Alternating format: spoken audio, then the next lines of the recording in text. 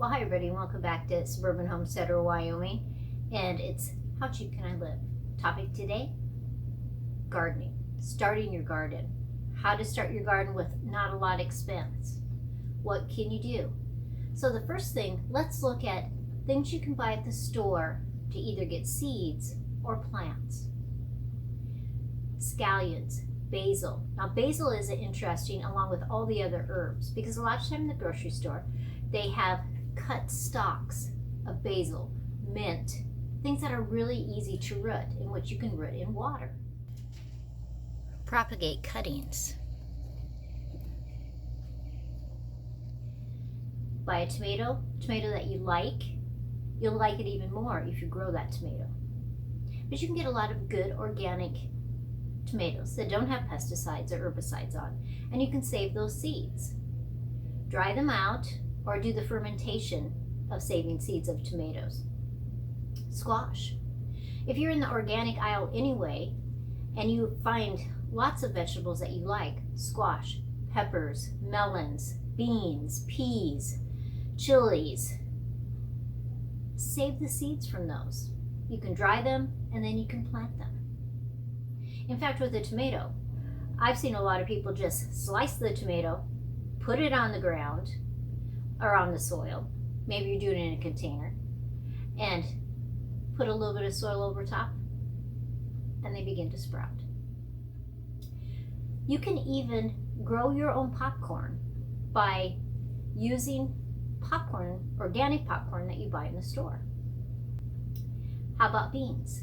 Have a package of beans that you like, black beans, pinto beans, kidney beans, whatever. You can plant those. Some people will tell you that you can't, there's inhibitors. For the most part, not true. You can check them by pre-sprouting them on a damp paper towel.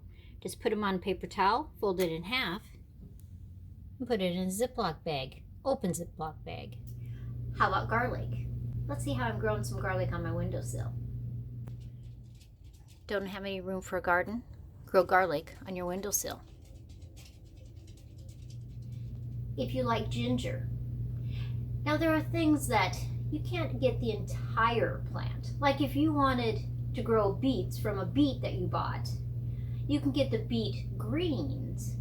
You're just going to slice off, so you're leaving part of the beet, the root, the swollen part, plant it in the ground, and because of all that energy in there, it'll send up more leaves, and you can add them to your salads.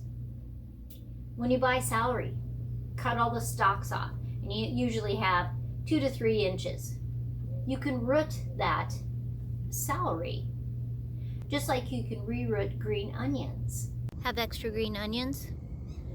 Plant them in a garden until you need them. Then you can dig them up.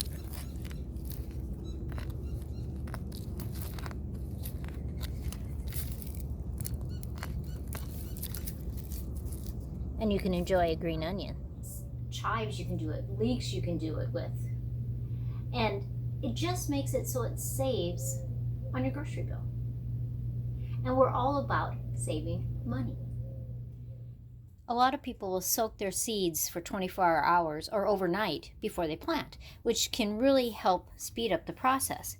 If you have seeds like Swiss chard or beets, soak them in 1/2 water and 1/2 vinegar, apple cider vinegar.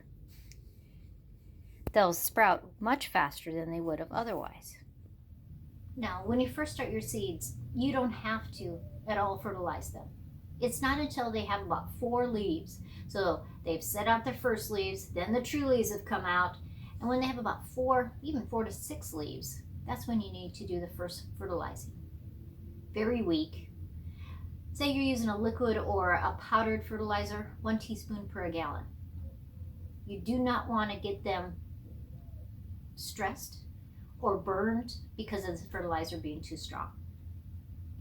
When you go to set those out, you're going to do a hardening off process. You're going to put them in the sun or the shady sun, an hour or 2. Bring them back in. Next day it's a little bit longer. And it's a process of hardening off. And when it gets closer to spring, we're going to do some videos on doing just that so you know exactly what to do. Then you can change your fertilizer to 1 tablespoon per gallon. because the plants are bigger, they're stronger, and you should try to time it so that when you set them out, say a tomato is 6 inches tall, it will have plenty of time to grow and become strong, and because you hardened it off, you're set. Now these are just a few little things you can do to get ready, to not spend a lot of money when you're at the beginning, because a lot of times it's gardening season and we're opening up that wallet. But be careful, see what you can do. Now, a tomato, right now in some of the catalogs, I saw $5 and $6 a packet. That is crazy talk. And how many seeds are you getting? Sometimes 5, 10, 25. For that much money, go buy that organic tomato and dry those seeds yourself. If you like a lot of different beans, buy them in a bag at the grocery store. I'm going to do a little. These are just things and tricks that you can do on how cheap can I live, so that you are ready for springtime. And you open your eyes and not stay in that little box of, I have to order my seeds, or I have to go to the store and buy packets of seeds, because all of us do that. But there are things you can do that may save you dollars. I will see you next week.